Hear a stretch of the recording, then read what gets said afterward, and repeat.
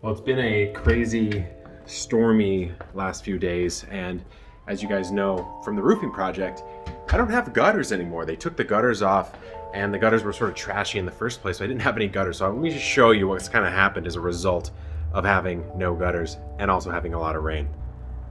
Sloppy mess. I had to heal up all these bare root orchard trees because they were going to get all messed up. It's just debris everywhere.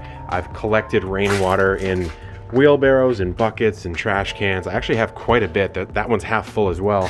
I've got a wheelbarrow over here because we're just getting drainage off of this. We're getting drainage off of that little sliver right there. And then of course the big kahuna drainage is going to be right here on this back awning, as well as the garage has this little scupper drain that's filled an entire thing right here. Hello, what's up? But today I am announcing, and I'm very stoked, we have another storm coming in a couple days, but we have gutters. I finally found someone to install gutters, and I went with copper gutters. So let me show you those right now here on the Epic Homestead. So here are the main gutter pieces right here, and this is copper. So take a look at that look. Absolutely beautiful look. It's gonna have a nice patina as it ages, and it's gonna last absolutely forever. So the guys are installing the gutters right now. They're getting them set up. This one is the only one in the front yard. This is this vinyl piece right here that we're gonna clean up that positioning right there, and we're gonna wrap it around the other side of the house for a rain barrel collection system that will end up right about there. So it's gonna sit right about there, maybe a couple 100 gallons. But I wanted to talk about why even go with copper, because from a quotes perspective, I have about 100 linear feet worth of gutter to put in with 1, 2, 3 downspouts, I believe, maybe 4. And a standard aluminum gutter would be maybe like $800 to $900 installed, maybe a little more, maybe $1,000. And the copper system is somewhere around $2,500. So it's over twice as expensive. First of all, the material is quite pricey. Copper is a lot more expensive than aluminum, but number two, it's gonna last a lot longer, it's gonna look a lot better, and basically once I put it up, I'm never gonna have to replace it ever again. So that's why I went with copper. Again, doing it right the first time around for a really solid longevity focused property here. Okay, so this is what we're doing here. Legitimately pressing out the copper.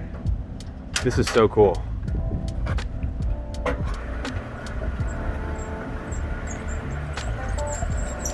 So this machine just forms it up? Yep.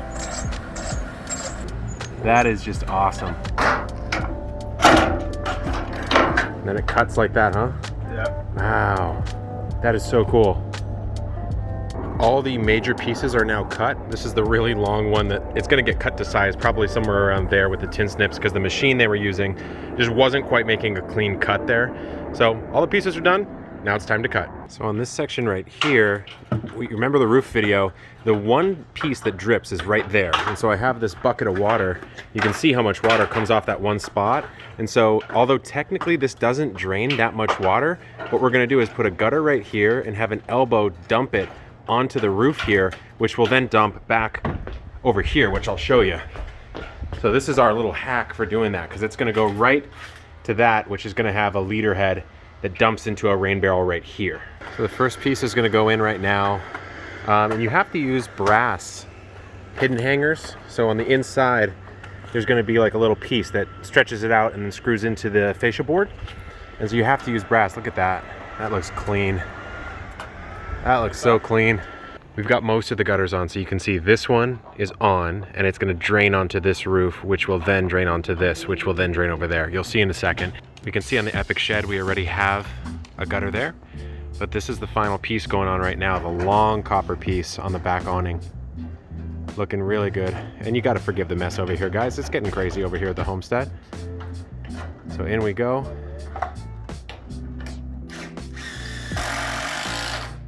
It's past midnight. The gutters are in, or at least most of the gutters are in. I kind of want to show you,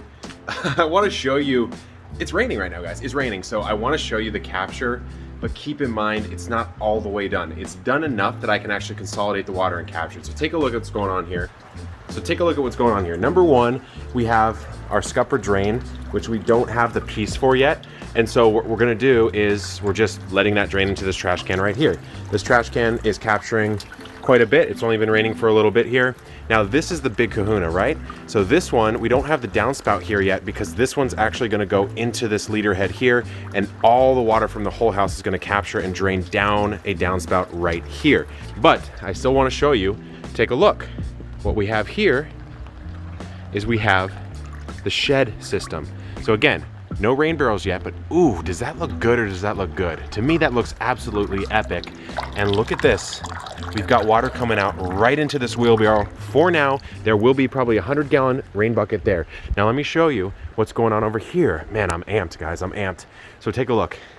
This gutter dumps to there, which dumps to here. So let's see what's going on up here. Let's get a little POV, okay? We've got our drip edge. There's our flat roof. You saw the flat roof video. There's our solar. It's not cranking away right now, but look at this. All of this was just draining directly onto my floor before, causing havoc. As you can see, I still haven't cleaned up most of it, but now, boom, it's just flowing down there. Oh, what a beautiful sight. What a beautiful sight. But I haven't shown you yet up front. So there's a couple other things up front I want to show you. There's 2 more main water collection points on this property now. Number 1, there's this little random sliver right here where there is some drainage, and so we do have a slight little gutter system here. I'm gonna have to come up with some way to kind of route it around this conduit right here, because this goes to my mini split system. And so what I'll have to do is just put a little barrel probably right here. But for now, we're just trickling in. Not a lot, but it's still worth something. And then over here in the front, this is kind of the pièce de résistance, if you will. I don't even know if I pronounced that right, but this is the front yard, right? So man, look at that. That's the new gutter system. But here, this is prime real estate for a 100-gallon rain barrel, like one of those flush ones that goes right up against the side of the house. One of those half sort of semi barrels. And look, again, kind of a, you know, it's an improvised solution right now, but it's working. It is working. All the water from that small Spanish tile is being collected right there. Little splash damage, but take a look. That's just collecting off of that right there. That's it. And it's still getting some decent damage done. So I know I'm a little excited, maybe I'm a little manic because it's after midnight right now, but I am super excited about this. I did some rough calculations on what I could actually capture over the course of a year, and it seems like I can capture anywhere from 6,000 to 6,500 gallons based on average rainfall here in San Diego and the size of my roof, which is pretty dang good if you ask me. I can capture another 18-ish hundred gallons out of shower recapture, and then a gray water system should probably provide another 400 to 500 gallons over the course of the year. So we're looking at somewhere in the 7,000 to 8,000 gallon range, which is actually quite a lot. I could use that very, very extensively for my irrigation, for my orchard, for some sort of natural, sort of rainy or riparian zone at the property. There's a lot of ways to use it. We had the water district come out. They wanted to take a look at the property. They were kind of excited with some of the projects that I want to do here. And they said that I'm actually already using some of the lowest amounts of water that they've seen for the residential area that I'm in. So I'm paying probably about $45 every 2 months right now. So I'm already conserving quite a bit. But honestly, with this system in place, I think I can get it to a point where, not that I'm never using city water, certainly, but I'm going to be using drastically less than anyone else in my area, and certainly most people, I think, in an urban setting. And that's what I want to show you guys. So the final thing I wanted to talk about was, why go copper? Everyone wants to know, isn't that going to get stolen? Why go copper? It's so expensive. You're 100% right. Copper was very, very expensive. I would say it's 2.5 times more expensive than aluminum, which puts this project somewhere in the $2,200 range, which is really not cheap.